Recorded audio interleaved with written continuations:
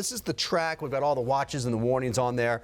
Everybody along the immediate coast has a tropical storm warning, and we're likely going to see winds in the 40s to perhaps a couple gusts in the 50s along the immediate coast. The highest winds will stay offshore.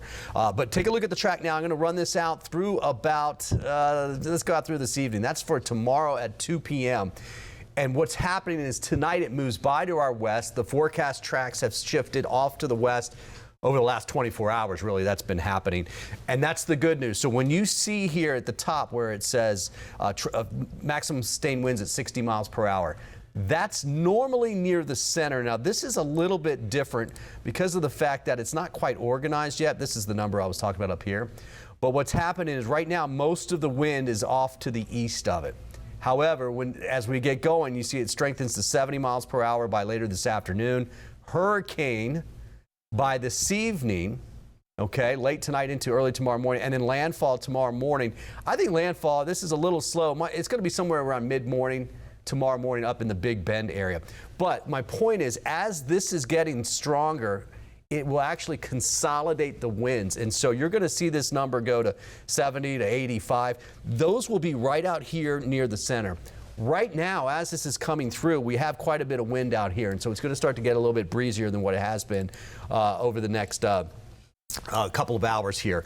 Rain, let's talk about that. So you saw that we had that tornado warning. Obviously, you can see we've got a much better looking system. The center's sitting right up here, west of Venice almost. It's a little west-southwest of there. But this trail of moisture, all of that will be coming through. The track on this thing takes it almost directly to the north and then a little to the northeast. So then you just take this weather and you take it to the north and the northeast. And so that's what we get as we go through the rest of the next 24 hours, really. So let's zoom in here. I'm going to clear that out for you. The heaviest rain bands are in obviously the orange colors, right? This is just regular radar that we're looking at, but that is where we have seen most of our issues. So let's zoom in here just a little bit more. We're concerned about this leading edge and this interior line here. You see that rain band, this rain band? Those have the best chance of producing tornadoes.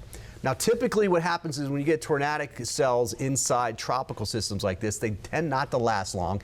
They tend to be moving quickly, 45, 50 miles per hour, and they're real small. They last maybe 5, 10, 15 minutes. We had one earlier today that lasted, what, Mike, 20, 25 minutes or something like that.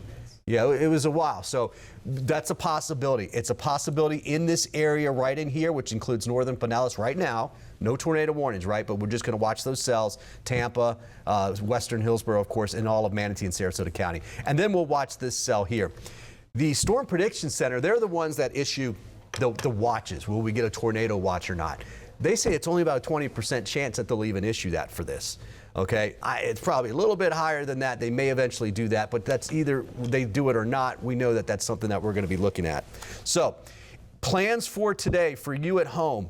Expect the rain to get heavier. Expect the wind to get higher, especially along the coast. The wind right now will be blowing out of the south and the east, and it looks like most of the day it's actually going to be doing just like that. In fact, let me go ahead and put this into motion for you. You're going to see how this is wrapping around. That's pretty much what we're going to get all day, right? A southeasterly wind. Now, most of this will push water out as far as surge goes, at least the next several hours, better part of this afternoon.